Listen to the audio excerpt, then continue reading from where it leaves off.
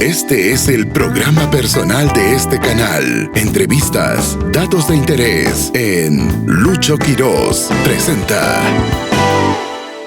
A veces, cuando uno hace una crítica, solo con la palabra ya estamos nosotros quizá predisponiéndonos a algo negativo. Si la gente suele ofenderse muy rápido con una opinión o con un parecer, o cuando te hacen una sugerencia y las reacciones no son nada buenas o agradables, uno lo piensa antes de criticar.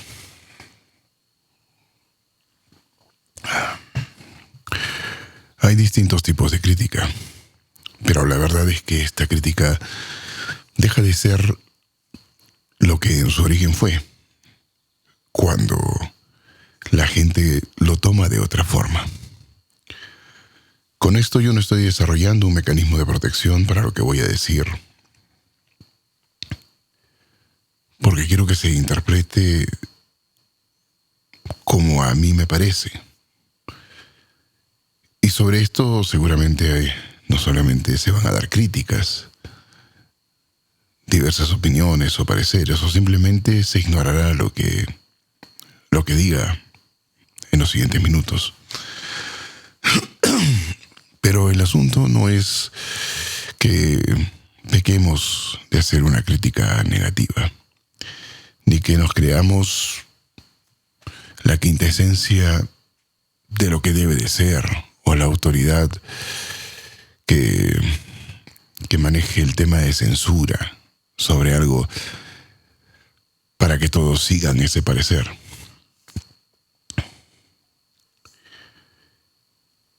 El tema no es ir lo más lejos posible, de forma muy minuciosa, sobre algo al momento de criticarlo. Si bien yo quiero que se me interprete al 100% o lo más cercano para que se pueda comprender lo que voy a decir, eso es absolutamente imposible. Esperar algo así me podría definir como iluso, básicamente. Porque todos somos distintos y todos tomamos las cosas de formas muy diversas, por distintas razones, que no tenemos por qué comentarlas ahora. Sin embargo, la idea de hacer una crítica a algo que se esperó tanto, quizá pueda resultar un poco chocante a veces. Y sinceramente la idea no es hacer algo que resulte chocante.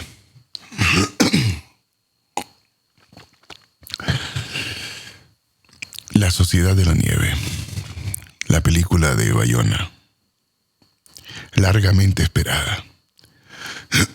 Todos creímos que para el año 22 la tendríamos en alguno de los momentos importantes de conmemoración, de repente para los 50 años.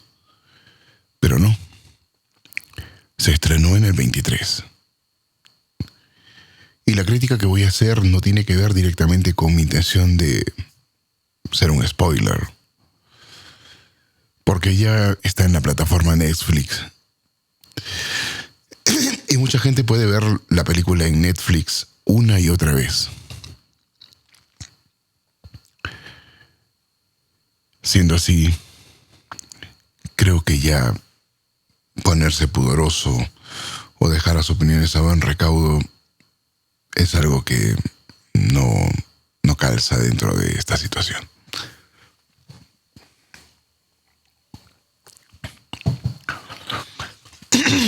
La película la he tenido que ver más de una vez para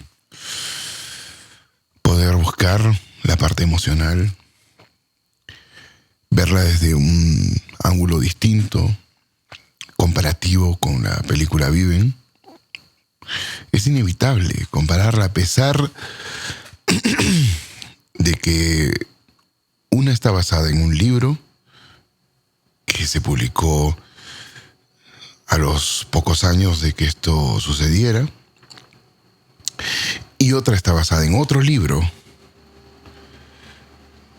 30 años después, cuando varios de los supervivientes aún no se habían abierto y ya decidieron hacerlo.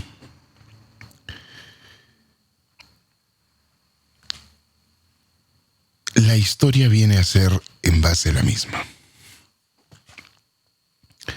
Los ángulos de la Sociedad de la Nieve nos muestran la parte íntima, personal, para ese momento y dentro de los recuerdos que les llegaron a la mente en ese momento a los protagonistas, que son los supervivientes. Pero no deja de ser la misma historia. Los hechos sobre los cuales se basa un libro y el otro son los mismos, solamente que los ángulos son muy variados por la percepción personal o emocional de quienes vivieron la historia y que en la Sociedad de la Nieve terminan contando. Algunas cosas que no aparecen en el libro viven, que es el libro madre, digamos, de toda la demás literatura que tenemos, se quiera o no, es el libro madre, porque de allí devienen muchas cosas con las cuales nosotros podemos comparar, confrontar, cruzar o basarnos para poder darnos cuenta cuando a veces tenemos información imprecisa. La película Viven no es precisamente un émulo de esa madre literaria. Y eso ya lo sabemos y también los propios supervivientes han dado su opinión al respecto. Así es que también tuve que separar la parte técnica hasta donde me alcanza. Porque si bien es cierto, yo no he estudiado cine, ni he estado siquiera cercano al cine, no soy cinéfilo, pero tengo que comparar una y otra película, pero también tengo que ver el asunto técnico porque tengo formación audiovisual, por lo tanto puedo comprender mucho del lenguaje que se ha brindado a través de la película. Al mismo tiempo puedo comprender las licencias artísticas de Bayona dentro de la misma, hasta donde me alcanza. Y así también puedo comprender cuándo esas licencias dejaron de ser tan positivas para la historia. Y de esta manera es como comienzo nuestra crítica a la Sociedad de la Nieve, la película más esperada por muchas personas, entre las que me incluyo, y que para algunos de alguna manera los ha decepcionado y para otros les ha rebasado la expectativa. Yo me puedo quedar con algo. A los supervivientes les gustó, les encantó. En la copia RAF los hizo llorar. Bayona tuvo un detallazo enorme que lo definió como persona al mostrarle la película a Coche antes de fallecer. Y Coche también estuvo en el momento en el que los supervivientes pudieron juntos, no todos juntos, pero la gran mayoría, poder ver la película para ellos y para sus familiares.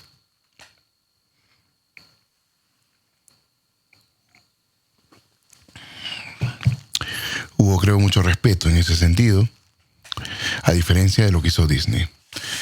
Por supuesto que esta historia comenzó mucho tiempo atrás. Estamos hablando que desde el 2011 ya hubo un acercamiento. En el 2016 se comenzó a trabajar la preproducción. Y cuenta Pablo Bierzi que cuando sucede esto, Nando ya tenía una propuesta para hacer una película basada en su libro. Y por una cuestión de respeto, también de consideración, como la propuesta de película primero fue para Nando, pues se le puso sobre la mesa a Nando este tema para que él tomara una decisión de qué va a pasar con él. Y él dijo, vamos con la película que enfoca a todos, no que me enfoca a mí. Así es que esta película tiene hasta su estreno un proceso de 12 años de maduración, un proceso muy largo. Y este año se cumplirían 13. Entonces estamos hablando de algo que buscó que cuidar y que preservar muchas cosas. Al final yo creo que esto de aquí, lo que nos transmite es lo que no transmitió Viven, que es lo que Pierce Paul Reed menciona en una entrevista sobre su libro, que Nando resalta mucho en su libro, pero que la fuerza, la unidad que Nando demuestra proviene del grupo. Para muchos eso no se sintió así porque estamos acostumbrados a buscar puntos de referencia y entre ellos está el liderazgo. Es importantísimo, ¿verdad? Y es por eso que Nando sobresale. ¿Y cómo no tendría que sobresalir después de todo lo que hizo y de todo lo que pasó previamente? Así es que bien merecido se tiene, por lo menos para mí, la imagen que hasta hoy él mantiene y por la cual mucha gente lo admira y respeta en el mundo. Esto genera, obviamente, que mucha gente se resienta o se ponga un poco arisca en el tema y digan, bueno, no se olviden de Roberto Canessa, no se olviden de Tintín, no se olviden de todos los demás, de los liderazgos que se dieron en su momento. Es que esto no tiene por qué opacar a los demás. Al final, todos fueron uno. Y yo creo que eso es lo principal de la película de Bayona. Independientemente de todo lo demás que digamos, no es que durante toda la película se sienta eso o se transmita eso, pero los momentos clave en donde esto sucede nos demuestra qué tan poderoso fue eso ahí arriba, porque jamás se va a poder transmitir todo con la exactitud, con la precisión con la que se vivieron las cosas o con la que se dieron los hechos. Sin embargo, esto es lo más próximo que se puede haber visto. Y creo que esto de aquí sí rebasa, obviamente, la expectativa emocional en ese sentido de quien sea que quiera que haya esperado la película. Y yo creo que por allí va también el tema de los supervivientes que ven esto, no de forma mística, creo yo, sino de una manera que le cierra parte de ese vacío en el cual ellos tampoco pudieron transmitir, a pesar de haber hablado tanto, a pesar de haber escrito libros, precisamente eso de lo que acabamos de hablar a la gente. Bayona lo hizo con maestría. Muchos comentan esto es una obra de arte. Yo no creo que sea una obra de arte. Yo creo que es una obra del corazón, porque es lo que se transmite. Y el arte se va a ver en distintos momentos de la película, pero no se complementa con otras cosas como para hacer una obra de arte. Y es allí en donde yo sí soy crítico y coincido con mucha gente que estaba hablando del nivel de la actuación. Creo que el nivel ha sido mediano bajo. Creo que muchos actores no dieron la talla. No hubo ese énfasis en la voz, no hubo la emotividad en la voz. Hay actores que sí despuntaron en varios momentos, pero el hecho de que todo se centrara en Numa como hilo conductor de la película, que es algo que ya se habló previamente, me refiero, genera que lo demás que suceda a su alrededor, si bien se siente y se interpreta, no termine siendo tan integrable a la historia y a la narrativa en todo momento. No me refiero a que se pierdan las actuaciones porque resaltan una, sino más bien me refiero a que hay momentos en los que uno tiene que retroceder la película para poder tener una real dimensión de lo que está ocurriendo o qué pretendió demostrarse en la escena. Para una persona que no va a hacer crítica, no pasa nada. Simplemente uno la sigue viendo y se pierde de algo. Y no se da cuenta, muchas veces. Pero como queríamos hacer la crítica, hemos tenido que hacer este tipo de acciones para poder entenderlo. El nivel de actuación no ha sido el mejor. Con esto no quiero decir que fueron actores malos, como mucha gente dice, lo he leído mucho en redes, pero yo creo que se pudo haber hecho más. Creo que estos actores tienen para más. Y ahí es donde viene el arte que no pudo ser complementado. Excelente fotografía, excelente iluminación, excelente dirección de cámara, excelente cámara. Planos muy adecuados en casi toda la película. El lenguaje visual transmite casi todo. El trabajo de postproducción ha sido magnífico en casi toda la película también. La ambientación, el trabajo de diseño de sonido es impecable. La musicalización también, aunque a mí personalmente no me gustó mucho, pero la vi precisa y acompaña perfectamente cada paso de las escenas que se dan y está muy bien ensamblada, así es que no hay nada negativo que decir. En lo personal, a mí muchos momentos de la música no me gustaron para nada y otros sí, pero creo que hay algo bien interesante en medio de esto. Estuvo tan bien pensado que hay momentos en los que uno no se da cuenta que tenemos un acompañamiento musical. Se hizo parte de la película, se hizo parte de las escenas, se hizo parte del momento, al punto en el que uno después no se da cuenta que está con la música. Y la escena es perfecta. Así es que no me guste es una cosa y que esté excelentemente hecho es otra. Y yo creo que así está. Yo creo que eso Bayona lo aplicó de forma tan inteligente que suplió por mucho ese nivel de actuación que no fue tan bueno.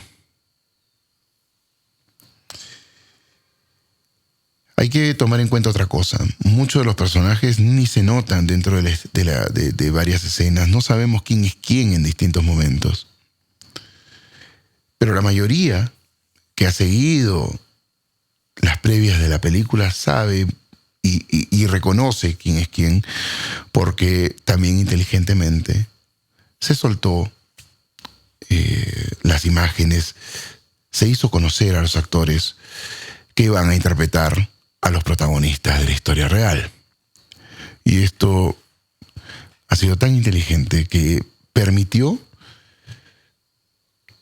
que las escenas que no tienen mucha continuidad, que no hay una conexión exacta entre un evento y otro, y además que se juega mucho con primeros planos o con PPPs, esto genere que la gente se dé cuenta quién está en ese momento en la misma acción de la escena. Pero quien lo ve por primera vez, o por segunda o por tercera vez, todavía le cuesta reconocer quién es quién en algunos momentos. Hago un paréntesis y digo, sí, muchos tienen algo de parecido fisionómico a los protagonistas reales en sus momentos de juventud. Pero creo que si bien es cierto, se eligió a un Nando que actuó bien, fue un Nando muy bajo en estatura comparado con el Nando real. Y eso creo que le resta bastante en cuanto a los detalles que debieron de haber primado en la historia. No sé por qué esa elección, creo que para muchos no pesa tanto, pero sabiendo lo obsesivo que fue Bayona durante el rodaje, eso sí creo que fue un punto en contra. Sin desdeñar al actor ni a su trabajo, que dije que actuó bien, ciertamente hay un tema con Nando que no se sintió al Nando que se describe en el libro Viven y que también describen sus amigos como él fue en la montaña y cómo sigue siendo. No es el mismo Nando. Este Nando es un neonando, una construcción hecha para la película, creo yo, o una interpretación más libre de Nando dentro de la película. Bayona, continúo, cerrando el paréntesis, eliminó muchos momentos clave que sí se ven en Viven, y yo creo que lo hizo precisamente por eso, para no repetir escenas que ya estaban hechas. No voy a criticarlo por hacer eso, pero creo que hay momentos que debieron de estar, como cuando la hélice le corta la pierna al Vasco Echavarren, elevar más la figura del Vasco Echavarren, que dio mucho ánimo. De hecho, creo que esto pasa porque se trata de otro libro. Pero si buscábamos elementos de continuidad o conectores dentro de la historia para pasar de un momento a otro, ese tipo de hechos hubieran sido, para ser más apropiados al hablar, los adecuados y los ideales para que se diera esa continuidad. No se habló, por ejemplo, del cumpleaños de Carlitos. Numa mencionó su cumpleaños, pero no fue más. La avalancha fue una cosa impresionante, impresionante. Fueron mucho mejores las tomas, mucho mejor logrado el momento que en la película del 92. Sin embargo, no fue de día. Todos los testimonios hablan de que estaban durmiendo o a punto de quedarse dormidos. Y ellos ingresaban al avión a las 4 o 4:30 de la tarde como máximo, porque se ponía el sol de golpe. En esa zona,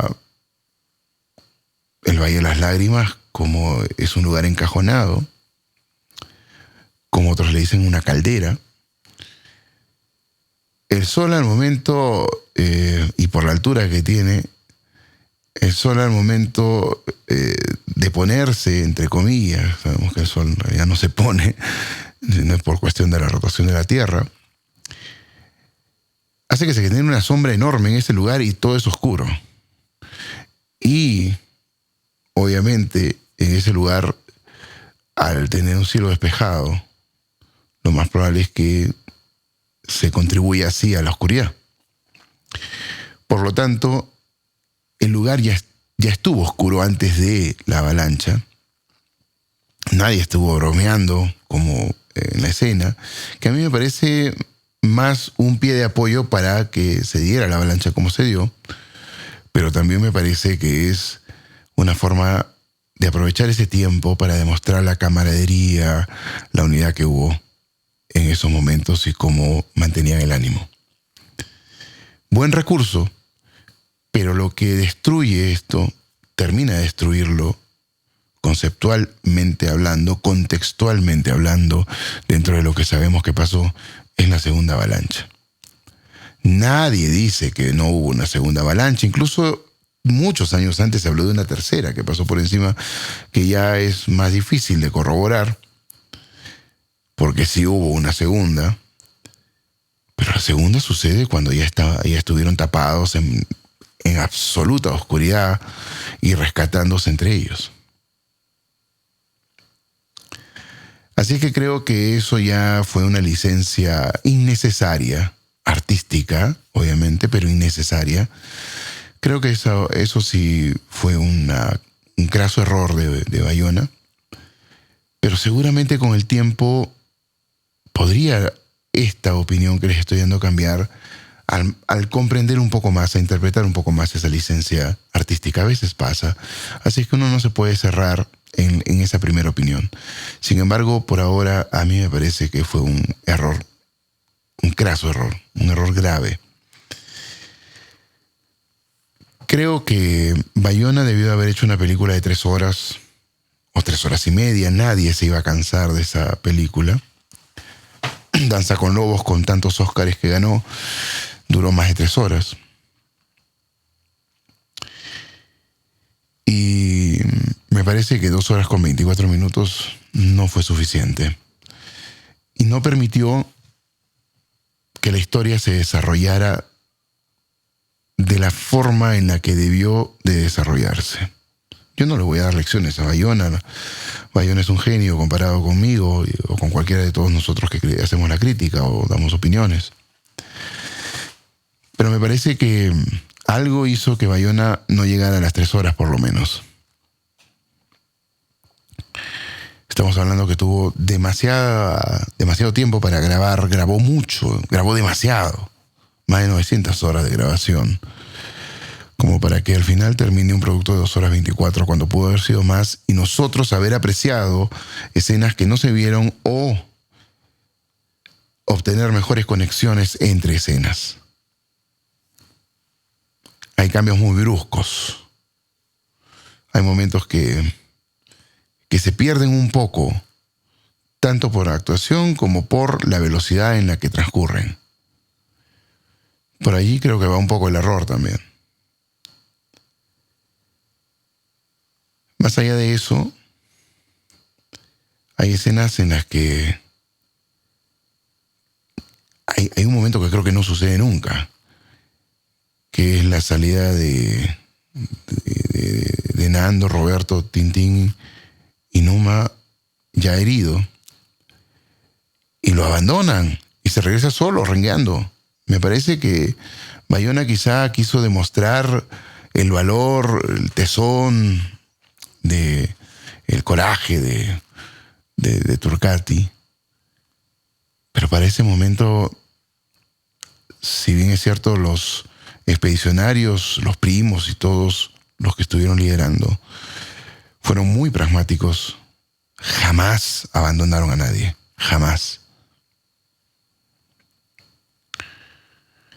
Así es que creo que eso deja mal parados a los expedicionarios.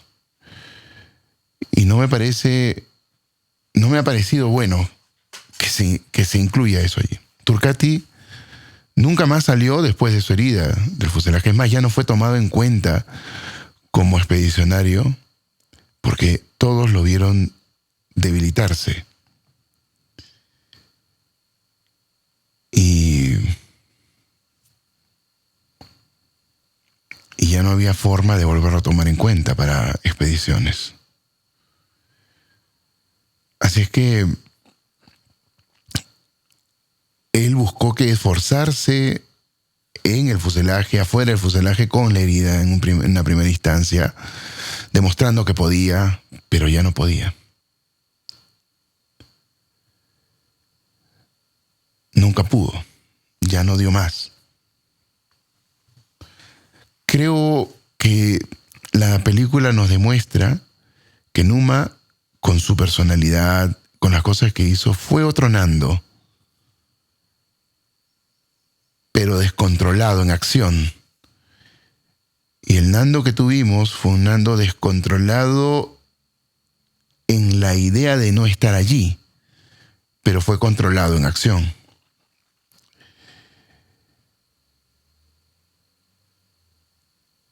Y hubiese sido fabuloso de repente tener a un Numa más fuerte también siendo expedicionario. De repente hubieran llegado antes, hubieran tenido otro tipo de ideas, bueno, en fin, ya eso queda al imaginario. Pero creo que eso los deja mal, primero a Roberto Canessa y después a Nando Parrado, que se queda a su costado y después él se ve que regresa solo. Y si a Roy, en la película Viven, se ve que Nando lo carga y lo lleva cosa que Roy desmintió después y dijo: a mí nunca me cargó nadie. Por ahí hay algún superviviente que me comentó alguna vez un poco de esa escena. Pero el tema no es si lo cargó o no lo cargó Nando. El tema es que no lo abandonaron. Entonces, no hubieran hecho eso ni por Numa ni por nadie más. Así es que aquí la idea no es el tema de demostrar artísticamente algo en ese sentido, porque dejas mal a otras personas. No me gustó eso. Creo que ese fue otro craso error.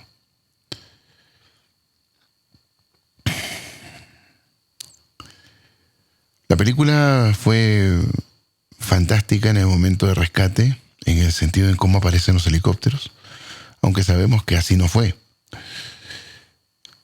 El aparecer de los helicópteros en la película Viven fue mucho más preciso, porque al llegar del este, y eso lo cuentan los supervivientes, se vieron desde lejos llegar a los helicópteros y llegaron de abajo hacia arriba porque llegaron por el lado argentino. Así es que sí vieron llegar a los helicópteros de abajo hacia arriba, como se ven Viven. La parte espectacular es cómo ellos están en el fuselaje y los helicópteros pasan muy cerca, como aves de esperanza que ellos mismos lo describen. Llegan de forma sorpresiva cuando en realidad ya ellos sabían, porque los estuvieron viendo y primero escuchando, que estaban allí los helicópteros. Y claro, llegan por el este también en la película de Bayona, pero muy simbólicamente por el este. Lo otro, y que mucha gente critica porque lo he leído, tiene que ver con que todos se van en los dos helicópteros en el primer rescate y ahí quiebran la historia.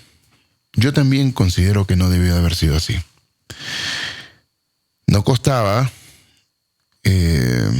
hacer un doble rescate mientras se van configurando otras imágenes, otras escenas, en las cuales se pudo haber trabajado con familiares, etc. Pero Bayona tomó esa decisión y tampoco quedó mal. Solamente que creo que, así como en la película Viven aparecen Nando y Canessa en el helicóptero cuando nunca pasó, y allí queda y no se lo ve a don Sergio Catalán, que en paz descansa, y en esta película sí, que me pareció fantástico ese momento en el que lo ven. La toma fue espectacular, la verdad, fue una toma impresionante ver la silueta de don Sergio a caballo, imponente. Y en el transcurso del proceso en el cual ya están en gendarmería, se lanzan la piedra con el papel, etcétera. Creo que faltaron los panes allí. Yo creo que, no lo digo en broma, yo creo que faltaron los panes, porque Juan Catalán, el hijo de Sergio Catalán, relata que Nando estuvo comiendo pan mientras escribió la nota. Son detalles que creo que se hubiesen generado una imagen más tierna, más noble, más emocional en ese momento, porque se corrió muy rápido desde allí hasta el final de la película. Creo que, si bien es cierto, fue muy buena esa secuencia de imágenes, de escenas, fue muy, muy fugaz. Disfrutar esos momentos no solamente le hubiera servido tanto a la gente que se motiva con el tema, sino que hubiese sido más artístico. Y el colofón de la historia daría para más. Sin embargo, no sé qué pasó allí. La escena final, luego de haber utilizado ciertos artilugios para que se vieran más delgados los chicos,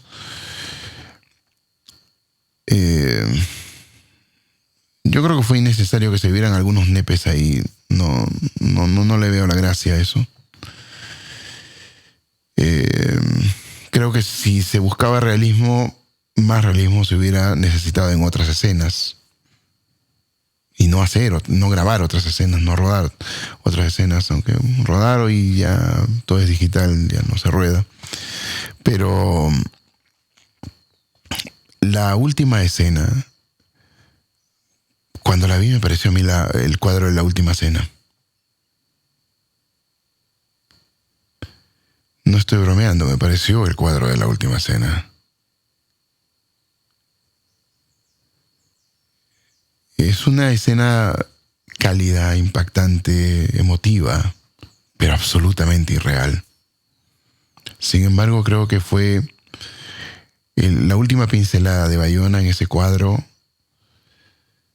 que hizo arte allí para reflejar la hermandad y el legado de la Sociedad de la Nieve para todos nosotros. Así que me pareció muy válida esa escena. Yo sí esperé para toda la película más realismo. Y por ahí seguramente la frase, esto es cine, no es un documental. Perdón, discúlpeme, pero esto es un hecho real. Y sí entiendo las licencias artísticas, pero creo que tienen que ser matices muy fugaces, cosas muy simples pero significativas, parte del lenguaje comunicacional, pero no hechos que no existieron nunca. Y creo que hay varios aquí. Yo eso lo dejo al entendimiento de cada uno de ustedes.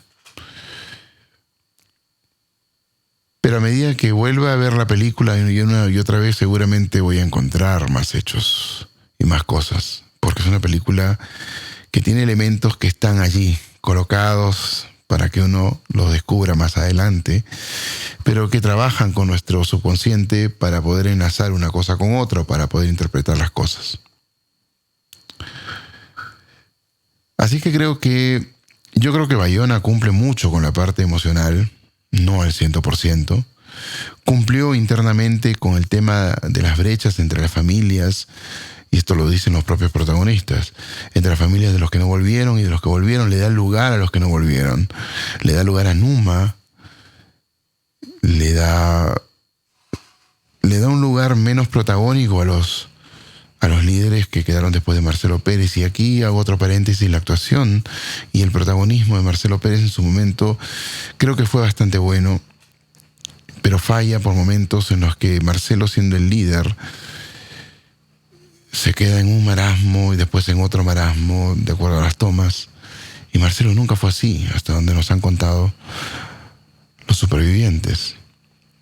Y Marcelo, según también cuentan muchos supervivientes, fue muy gentil para pedir las cosas, nunca dio una orden directa. Fue una persona que dialogaba mucho y que se hacía entender, y que el liderazgo de él iba a través de esa gentileza, de ese don de gente que tuvo. Y aquí vemos un Marcelo mandón, el capitán mandón, el capitán casi capataz mandón. Y no sé si eso es una licencia o de verdad tuvo esos rasgos y no nos lo contaron, pero de hecho un capitán necesita ser así. Lo que sí es cierto es que no desdibujó la actuación que hizo, se me fue el nombre, el actor que lo interpretó en la película. Me parece buena. Fito Strauch resaltó más, no siendo el líder neto de los tres primos, porque el líder neto fue Daniel Fernández. A Eduardo lo vimos porque, en fin, sabiendo que él era más el nexo con el grupo que el propio Fito, según nos contaron en la historia los supervivientes. Fito era el más cercano a Daniel en el sentido del liderazgo, y Eduardo era el que estaba con todos y con sus primos. Y apareció muy poco. Y Fito apareció más, y yo creo que eso tiene que ver con que le dan el espacio al inventor, al pragmático ejecutor, porque así fue Fito, y creo que bien merecido se lo tuvo. Pero Daniel, que apareció muchísimo más que en la película en donde no sabíamos quién era, Sí se comprendió que él estaba detrás, pero para quien no lo sabe, lo va a reconocer lentamente. Así que creo que debió de haber tenido más protagonismo Daniel en la historia. Sin embargo, ya están las cosas hechas. Y hay algo que no se notó, que los primos estuvieron soportando mucho emocionalmente al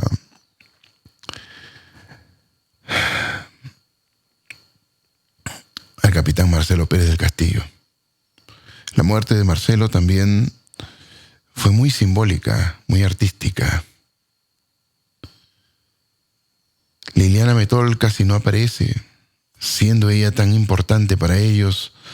Yo creo que debió de haber tenido más protagonismo, mucho más protagonismo. Pero ya está. Y podríamos seguir mencionando más cosas dentro de la película, tanto positivas como que no tan positivas. Pero la crítica creo que ya se hizo bastante larga. Más de 40 minutos, creo que hoy en día poca gente la puede soportar viendo a una sola persona y con una crítica sobre una película que ha sido tan esperada. Creo que Bayona en cuestión artística llegó bastante lejos. Si hablamos de porcentajes, creo que supera el 80% en cuanto al cumplimiento, en cuanto al emotivo y hacia los supervivientes, sobre todo hacia ellos y a los familiares de los que volvieron y no volvieron. Creo que colma sus expectativas. Yo no tengo mucho que decir. Para mí, en lo emotivo, fue por pasajes, fue por momentos, no toda la película. Y creo que llega a un 70% la parte emotiva en conjunto, y por momentos, cuando se trata de esos momentos, sí supera el 90%. Pero creo que como película y como resultado, para quienes sabemos gran parte de la historia y tuvimos una expectativa tan enorme, llega a un 50%, no cumple más allá de eso. Precisamente creo que porque se cae la actuación en distintos momentos, y se cae feo, no se cae poco. Así es que creo que por eso es que se siente tan rápida la película. Porque todos los elementos y la velocidad y el transcurso de esto no significa que se tenga que cumplir con tal y cual hecho, sino porque eso suple las carencias del nivel de actuación que se requirió para una obra como esta. Las disimula, las envuelve, las empaqueta y genera que al final no se pierda la historia. Ese es un riesgo, porque a veces esto hace que ya esto desaparezca como contexto, ¿no? Como concepto. Pero no pasó así. Así que yo creo que si Bayona gana un Oscar, está bien merecido, y si gana 2, está muy bien merecido. Y ojalá lo haga, porque tantos años para conseguir que los propios protagonistas se enamoren de la película es mucho más que bastante. Y creo que cumple por encima de los parámetros esperables de calidad. Todo lo que viene a ser la parte técnica ha estado fenomenal. Así es que tiene para mucho esta película. Y yo me imagino que cuando ya los supervivientes no estén en la Tierra, quizá haya otra película que pretenda superar lo de Bayona, pero también nosotros ya no estaremos para criticarla. Ya habrán otras personas que lleven el legado, que lo porten, porque esta historia es un icono de la humanidad que no se debe de perder. La Sociedad de la Nieve. Recomendable, aplaudible.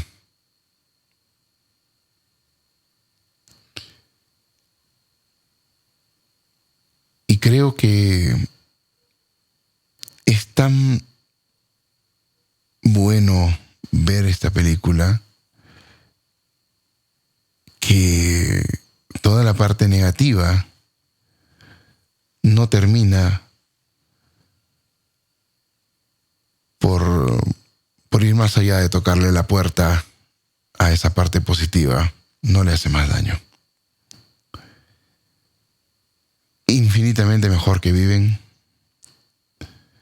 Así es que quienes no la han visto, véanla. Yo imagino que para mucha más gente, aunque a algunos no les guste o algunas cosas las critiquen, a mucha gente les va a encantar y este tipo de críticas va a quedar en el olvido. Así es que véanla. Véanla más de una vez y seguramente también se van a enamorar. Hasta otra. Gracias por haber estado con nosotros. Esto fue Lucho Quiroz presenta